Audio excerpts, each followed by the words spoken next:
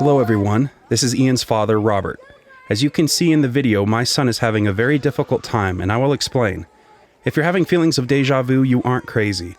This is the updated version of a video my wife and I uploaded back in 2015, which received more than 3 million views. Now hindsight is 20/20, and at the time we simply wanted to show others what we deal with when we go out in public and how hard things can be for those who have autism. And while around 2/3 of the people watching the video understood why we uploaded it, around 1/3 of the viewers had legitimate questions and concerns. And while you can't please everyone, especially on the internet, this troubled me and my wife as people who aim to educate about autism, not confuse. So yeah, I'm pulling a George Lucas and going back to fix an older video. And yes, we will lose view counts, some ad revenue, and upset some people over broken video links, but sometimes doing the right thing means taking a hit. Now some might ask, why do a video at all? Why not write about it instead of exposing your child? Well, in my opinion, writing about it or even showing pictures does not adequately convey the gravity of the situation. If a picture is worth 1,000 words, then a video is worth 1,000,000 more. When it comes to autism, we want to show the good, the bad, and everything in between, staying mainly positive. However, sharing only positive and upbeat videos about autism undermines the struggle many families go through on a regular basis. Of course, showing only negative videos paints a bad picture about autism. With that out of the way, why this video? Why show a meltdown? Is this even a sensory meltdown, or is it a bratty temper tantrum? Doesn't this kid just need a good old-fashioned spanking? In short, we want to show others what a sensory meltdown looks like versus a common temper tantrum. So next time they see someone like this acting in public, they will slow down, not make a snap judgment, and maybe even ask to help out. Now, to be fair, when we uploaded the original video, we didn't properly explain the difference between sensory meltdowns and tantrums. We get it. Sensory meltdowns and common temper tantrums are different. Even though, as we have pointed out in other videos, these terms were not used exclusively in the past. Doctors, psychologists, neurologists, and even Temple Grandin use the term synonymously because by definition, meltdown, fit, tantrum, episode, and so on are all very closely related and are treated as synonyms. However, the current understanding is that sensory meltdowns are based on high sensory input, like bright lights, loud noises, crowded spaces, or strong smells. Whereas a common tantrum is based on not getting what someone wants and throwing a fit in order to get a response. As one person with autism told me, it's the difference between cannot and will not. When someone has a sensory meltdown, they cannot control their emotions and enter a fight, flight, or freeze response. When someone throws a tantrum, they will not control their emotions and are trying to manipulate others' responses. So if a parent were to give a child a treat they wanted and the bad behavior quickly ended, that's a tantrum. Now, I'm not recommending that, I'm just saying that's what a tantrum is. Now, here's where things get tricky. Sometimes, although they are different, tantrums and meltdowns can collide, much like getting hungry and angry at the same time, or hangry, or tired and frustrated simultaneously. These are different things, but they can blend, make no mistake.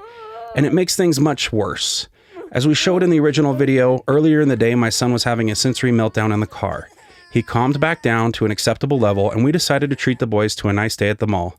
We thought we were in the clear, and things were fine until we arrived at the quarter machine cars. That's when I noticed Ian getting unsettled and told my wife about it. Ian wanted to stay, and we thought we were being nice by letting him stay a little longer. This was a mistake as he quickly became upset, stimming heavily or self-stimulating, growling and clicking, getting pushy with other kids. There was a lot of sensory input on those car rides with lights and sounds in addition to the noisy mall, so this made sense. Ian was in the early stage of an autism meltdown. Of course, we understand these signs better now, but we were still pretty new to autism at the time. As we took Ian away from the cars, he started to tantrum, acting up because he wanted to stay, even though staying meant getting more overstimulated.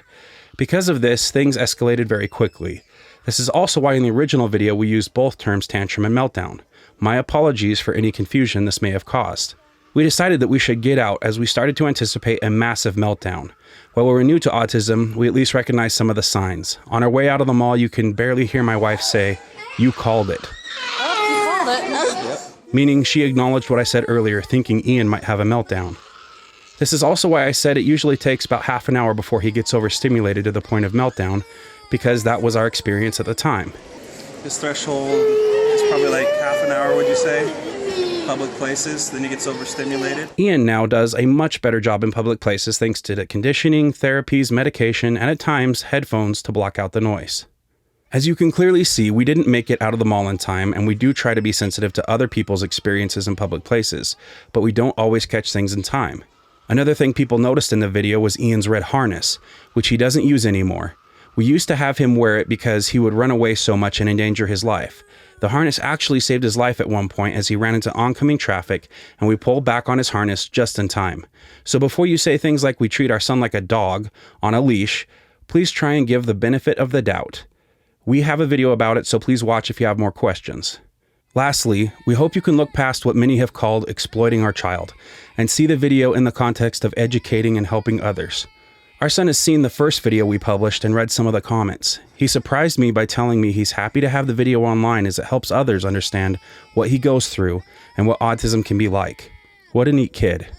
Indeed, this video has helped many with their struggles in going through meltdowns, realizing that there are others who experience what they do. It has helped people who don't understand autism well enough, and has even convinced many to slow down before judging others in public. It has helped calm autism caretakers who deal with the same issues, and letting them know they are not alone in providing help for special needs individuals. We wish all people dealing with autism the best, and hope this video is one of many that will help provide resources to those in need. Thank you.